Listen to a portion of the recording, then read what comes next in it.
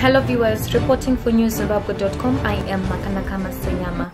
Government has threatened to stop foreign currency allocations to pharmacies if they continue to demand US dollars for their products.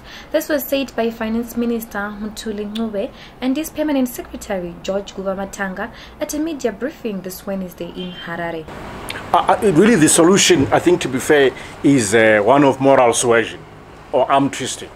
Moral suasion in the sense that for us it has worked in the past, which is the seed and fertilizer companies, where again we had a similar situation which was threatening the viability of our farming season, and we're able to persuade the fertilizer companies and seed companies to bring down their prices. Absolutely no justification for pushing them up so quickly in one day. Well, what would have changed? And the same applies to the pharmaceuticals, to the medical aid societies and so forth. This demand for US dollars at very high prices is totally unjustified in our view. The same pharmaceutical companies are queuing up at the Reserve Bank of Zimbabwe to seek foreign currency to import, and then they turn around and then resell to the citizenry at inflated foreign currency prices. It's unacceptable. I urge them to really desist from doing this and charge our citizenry in RTGS, as we've always done that in the past. And these prices should come down. They should not be demanding US dollars. Us as government is not certainly mandated that or pronounced that. They shouldn't do that. And I think the threat that some of the licenses could be withdrawn is real. They should take it seriously and reduce those prices. I hear some of them have heeded the call. They are responding, so there's progress. And I hope that when you go back to consult a pharmacist, that will be the case and we'll be able to confirm that.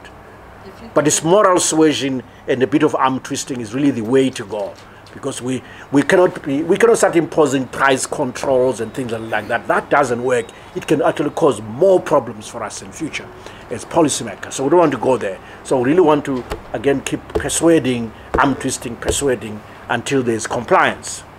We want those pharmaceutical distributors, the manufacturers and the retailers to continue to function.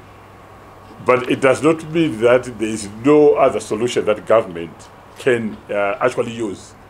And I think at the moment, as the minister has indicated, the government has been using moral persuasion.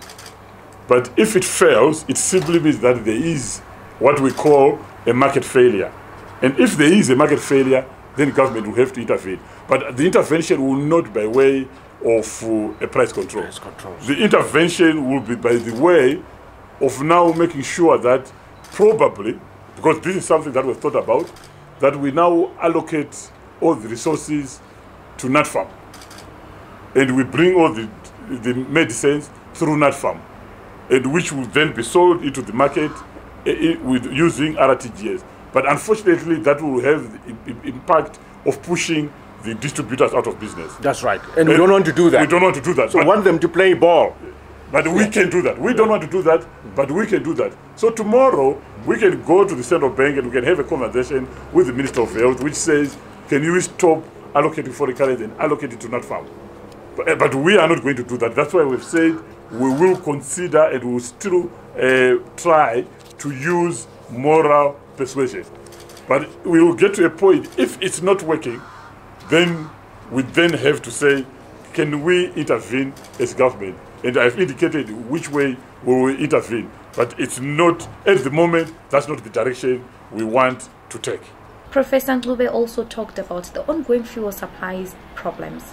You know, we've increased the retention ratio for gold miners in terms of the forex retention, which is a good thing to improve the viability of the gold sector. Unfortunately, all those measures which are designed to stimulate one sector means that you have to take away forex allocations from other sectors. So that's what happens. That is a balancing game. As you know, government does not create or manufacture foreign currency.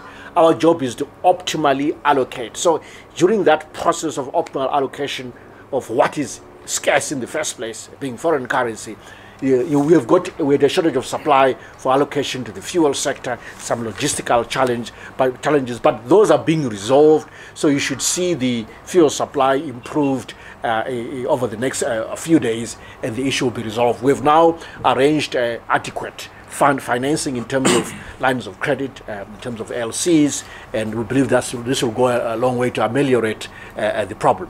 But also, mind you, this last quarter of the year, every year is always a year of shortage in terms of forex. Ordinarily, it's always like that, because after the tobacco season and so forth and so forth. So it's normal to have these kind of hitches from time to time, but we're on top of it. We're resolving that.